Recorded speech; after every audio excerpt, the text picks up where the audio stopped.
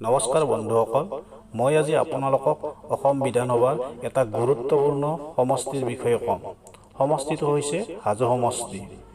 1952 পৰা বৰ্তমানলৈকে এই সমষ্টিৰ পৰা নিৰ্বাচিত হোৱা বিধায়কসকলৰ কথা ক'বলৈ ওলাইছোঁ। আহকচোন ভিডিঅ'টো আৰম্ভ কৰোঁ। এই সমষ্টিটোৰ পৰা 1952ত বিষ্ণুৰাম মেধিয়ে কংগ্ৰেছ দলৰ পৰা নিৰ্বাচিত হৈছিল। 1957ত বিষ্ণুৰাম মেধিয়ে পুনৰ কংগ্ৰেছ দলৰ পৰা নিৰ্বাচিত হৈছিল। 1958ত বাই ইলেকশ্যন মহেন্দ্ৰ মোহন চৌধুৰীয়ে কংগ্ৰেছ দলৰ পৰা নিৰ্বাচিত হৈছিল। 1960ত মহেন্দ্ৰ মোহন চৌধুৰীয়ে পুনৰ কংগ্ৰেছ দলৰ পৰা নিৰ্বাচিত হৈছিল। 1967ত বিষ্ণুৰাম মেধি পুনৰ কংগ্ৰেছ দলৰ পৰা নিৰ্বাচিত হৈছিল। 1972ত ৰেণুকা দেৱী বৰকটকীয়ে কংগ্ৰেছ দলৰ পৰা নিৰ্বাচিত হৈছিল।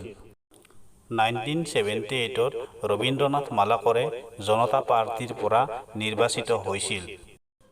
1983ত বৰকতুল্লাই কংগ্ৰেছ দলৰ পৰা নিৰ্বাচিত হৈছিল। 1985ত কামাখ্যা চৰণ চৌধুৰীয়ে নিৰ্দলীয়ভাৱে নিৰ্বাচিত হৈছিল। 1991ত বদন বৰুৱাই NJPৰ পৰা নিৰ্বাচিত হৈছিল। 1996ত নুৰুল হুছেইনে AJPৰ পৰা নিৰ্বাচিত হৈছিল। 2001ত ডক্টৰ হৰেণ দাসে কংগ্ৰেছ দলৰ পৰা নিৰ্বাচিত হৈছিল।